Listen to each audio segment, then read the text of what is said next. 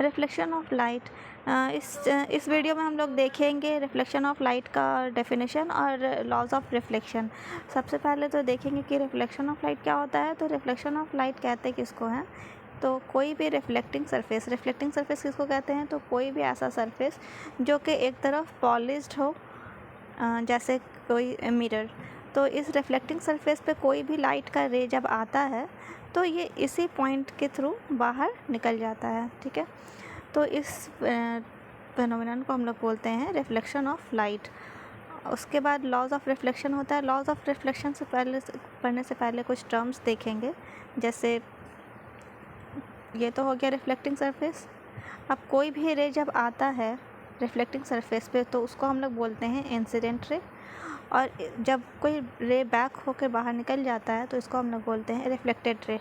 अब जिस पॉइंट पे इंसिडेंट रे और रिफ्लेक्टेड रे हो रहा है, इस पॉइंट से एक परपेंडिकुलर लाइन ले लेते हैं। इस लाइन को हम लोग बोलते हैं नॉर्मल।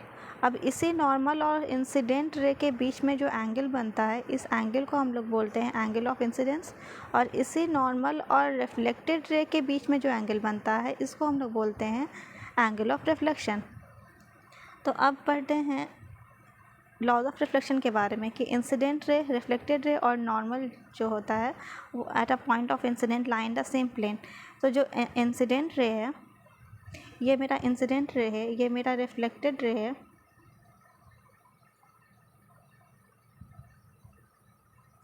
ये इंसिडेंट रे हो गया, ये रिफ्लेक्टेड रे हो गया और ये नॉर्मल हो गया। और पॉइंट ऑफ इंसिडेंस ये हो गया जिस पॉइंट पे इंसिडेंट रे आ रहा है। तो ये सारा कुछ क्या होता है, एक ही प्लेन पे लाई करता है। ये हो गया फर्स्ट लॉ ऑफ रिफ्लेक्शन। और सेकंड लॉ ऑफ रिफ्लेक्शन क्या होता है, बोले थे अभी कि नॉर्मल से और एंगल ऑफ इंसिडेंट रे के बीच में जो एंगल होता है उसको एंगल ऑफ इंसिडेंस बोलते हैं। और नॉर्मल और रिफ्लेक्टेड रे के बीच में जो एंगल होता है वो एंगल ऑफ रिफ्लेक्शन होता है।